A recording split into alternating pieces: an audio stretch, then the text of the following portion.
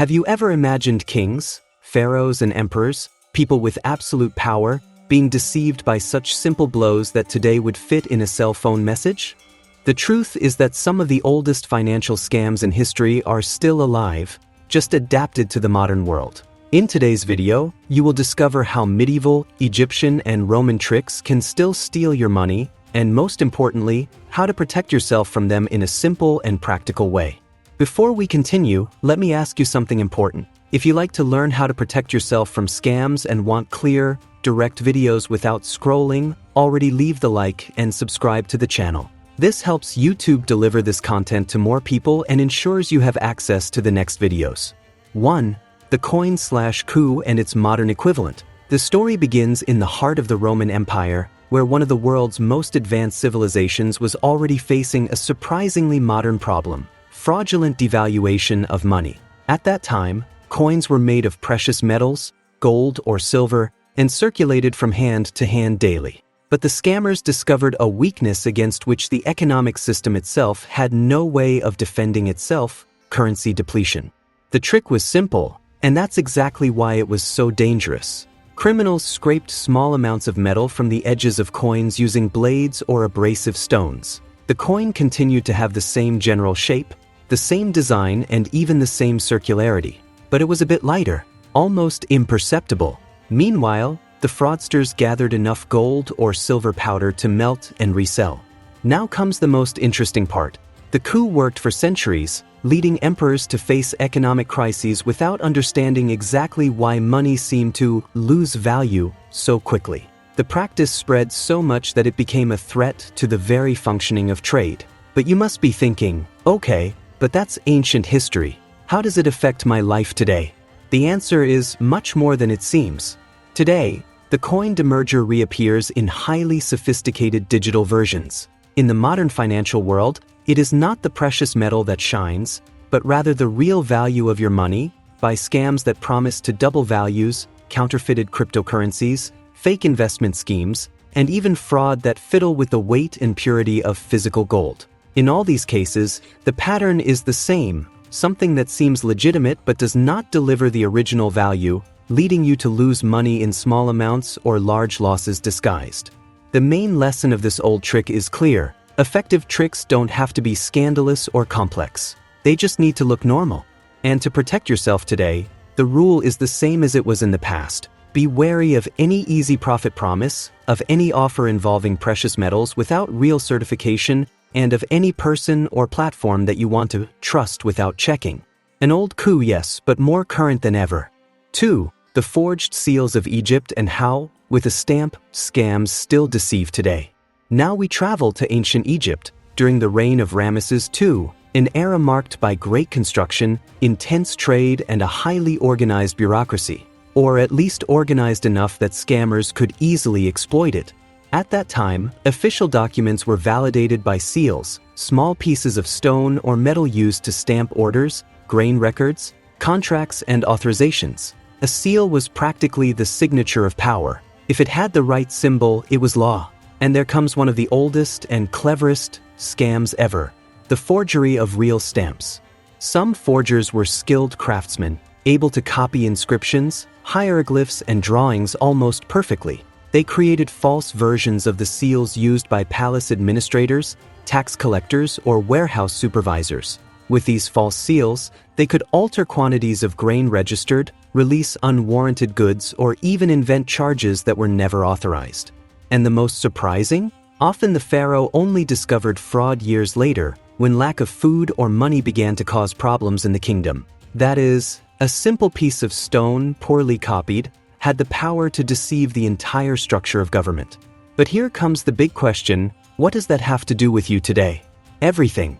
The modern equivalent of this scam appears in frauds using documents supposedly certified, signed, or sealed by authorities, companies, or institutions. These are PDFs with official logos, proofs with fake stamps, emails that look like the government, manipulated payment receipts, and even pages using digital stamps that mimic real certificates. Psychology is the same as in ancient Egypt. If it seems official, people let their guard down. And that's where many end up falling. Today, Scams with a credibility stamp appear in situations like fake tickets with real logos, charges said to come from well-known companies, hacked accounts that send seemingly legitimate documents, manipulated contracts, fake pages with verification stamps that do not exist. To protect oneself, the method remains incredibly simple, and Egypt teaches us this. Don't trust the seal, trust the source. Always check directly on the official channels. Confirm data, numbers, names, and history before accepting any document as true. Because, just as thousands of years ago, the coup is not on paper, it is in the appearance of authority. 3. The false tax collectors and the authority coup. Coming out of the Egyptian desert and entering medieval Europe, we arrived at the reign of Charlemagne. At that time, the continent was made up of extensive kingdoms, distant settlements, and slow communication. This created the perfect environment for one of the simplest and most lucrative scams in history: tax collectors. The coup worked like this. A group of imposters wore clothes similar to those of royal officials, mounted well-groomed horses, and appeared in villages claiming to represent the king. They announced that there was a new tax, or that it was necessary to collect late amounts. Since no one could quickly confirm, most paid. After all, nobody wanted trouble with the king. The detail is that these alleged collectors did not leave real receipts, had no true documentation, and mainly, had no connection with the government. They were just scammers taking advantage of the distance between the people and official authority. And the most interesting part is that this scam did not disappear. On the contrary, it evolved. Today, the scam of false collectors appears mainly in the form of people and messages that pass through official institutions. The strategy is exactly the same as in the past, gaining their trust by pretending to have authority. It just changed the landscape.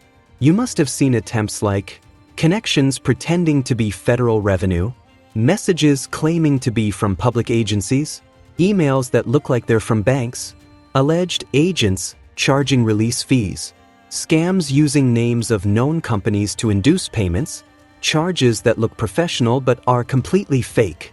The common in all of them is the use of pressure. Pay now, your account will be blocked. Your situation is irregular. This artificial urgency makes people react before they think, something that happened also in the time of Charlemagne. To protect itself, the rule is simple and powerful. No serious institution solves charges by instant pressure. If someone claims to be from the government or a company, but does not allow you to confirm the information through official channels, this is a clear sign of a coup. Remember, the false medieval collectors relied on the fear of the population. Modern fake bill collectors rely on digital haste. And the antidote is always the same: pause, breathe, check, and only then act. 4. The sale of false positions and the perfect opportunity blow. Now we move on to 17th century France. During the reign of Louis XIV, the famous Sun King. This was a period marked by luxury, power, and a gigantic court. And where there are many people wanting to rise socially, there is always room for creative scammers. This is how one of the most elegant and dangerous scams of the time came about: the sale of false public offices. At that time, holding a position in the court meant wealth, influence, and authority. The positions guaranteed salaries, benefits, and often even part of the taxes collected. Therefore, many nobles and burghers were willing to pay a fortune to secure their place near the king. Scammers realized this and created a brilliant scheme. They posed as intermediaries of the royal administration and offered exclusive positions, newly created positions, or job opportunities above average, all with an extremely professional appearance, documents with the royal coat of arms, detailed letters, benefit lists, and even face-to-face meetings to give credibility. The problem? These positions simply did not exist. The person paid, received a beautiful document, celebrated his new position, and on the day of taking office found that no one in court had any idea what he was talking about. The coup caused so much damage that the king himself was forced to rewrite the administrative rules. But what is most striking is that this type of fraud remains extremely common today, just with a new packaging. The modern version of the scam appears in situations like fake job openings with registration fee, promises of public office without a competition, sale of positions in companies that do not exist, work proposals too perfect to be true, opportunities that demand payment before any real contract, recruiters who use names of respected companies but have no ties. The logic is the same as in the time of Louis XIV. Explore the human desire for a unique, quick, and profitable opportunity. These scams work because they touch emotion, aspiration, and hope. This is exactly what makes many victims vulnerable, not because they are naive, but because they want to improve their lives. The best defense, both yesterday and today, is verification. Real positions have real processes. Serious companies never ask for an advance payment to hire someone. And no recognized government sells positions without a competition or official selection. Scams that seem to open incredible doors often only open the way for harm. And understanding this is one of the most powerful ways to protect yourself. 5. The false relics and the disguised faith coup of trust. Now we come to the Middle Ages, a period in which faith moved entire kingdoms. Churches, monasteries, and cathedrals were centers of power, politics, and prestige. Some, such as the iconic Canterbury Cathedral, attracted pilgrims from all over Europe. And where there are crowds in search of meaning, there are also those who want to profit from it. Among the most lucrative scams of the time was the trade in false relics. Relics were considered sacred objects, bones of saints, fragments of the cross, pieces of cloaks, or any item associated with important religious figures. They were believed to bring blessings, protection, and even miracles. This made these objects valuable not only spiritually but economically. With so much demand, some dishonest and sometimes even ill-intentioned religious traders began to manufacture relics. Animal bones were sold as sacred bones. Fragments of ordinary wood were presented as parts of the true cross. Even bottles of colorful liquids were advertised as holy blood. The more detailed the story behind the object, the higher the value they could collect. And here is the most intriguing part. Many of these coups were so well built that even kings, nobles, and religious leaders fell for them. People traveled for days, weeks, or months to acquire an object that was actually nothing special.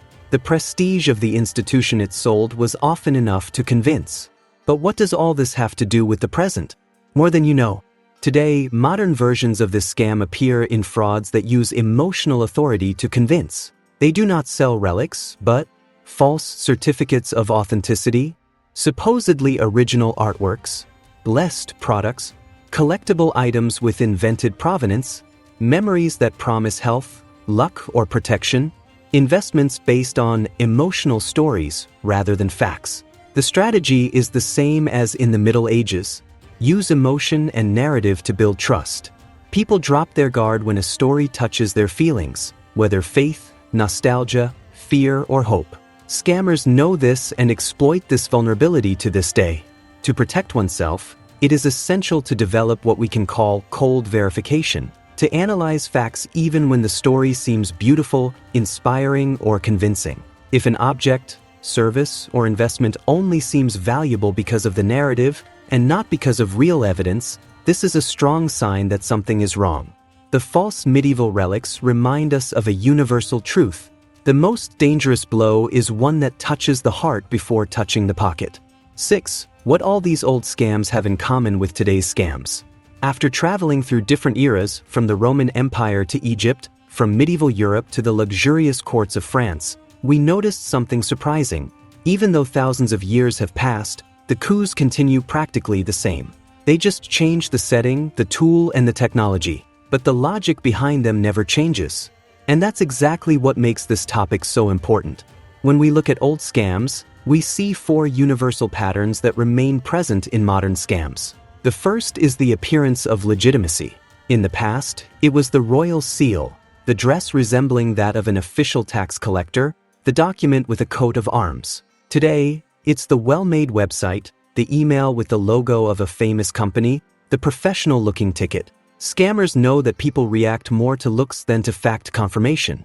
The second standard is authority, real, religious, administrative, financial, or emotional. The putschists of centuries ago pretended to represent the king, the pharaoh, or the church. The current ones pretend to be banks, government agencies, celebrities, companies, influencers, or experts. The goal is always the same: to prevent you from questioning. The third element is urgency. Old coups depended on fear. Pay now or the king will be informed. Modern scams depend on haste, last chance, lost, done, just today, your account will be blocked. When we are afraid or in a hurry, we make quick decisions, and it is on that second that the coup happens. The fourth standard, and perhaps the most powerful, is the story well told. False relics were accompanied by thrilling narratives. False charges had detailed explanations. Today, scams come with fabricated testimonies, rigged evidence, fake prints, mounted videos, emotional promises, and stories that seem to have come out of a movie. Scammers understand that a good narrative opens doors that logic would keep closed. And why is it so important to understand this? Because when you learn to identify the mechanisms behind a scam, not just the form it takes, you automatically become much harder to cheat. Technology changes, but human behavior does not. And that is precisely what makes you capable of protecting yourself. Deep down, all these old scams reveal a fundamental truth. No one falls into a scam because they are innocent or distracted, and yes, scammers are experts at exploring human emotions. When you understand these emotions, you get stronger. In today's world, with so much information circulating, your best tool is critical thinking. Question, verify, confirm, and only then act. This is modern armor against blows that have spanned centuries. Before you leave the video, do the following. Don't let that information die here. If this content helped you understand how old scams still influence today, leave your like now, subscribe to the channel, and comment below which of these scams surprised you the most. Your interaction helps this video reach more people and helps you receive future content that can prevent real damage. Participate there.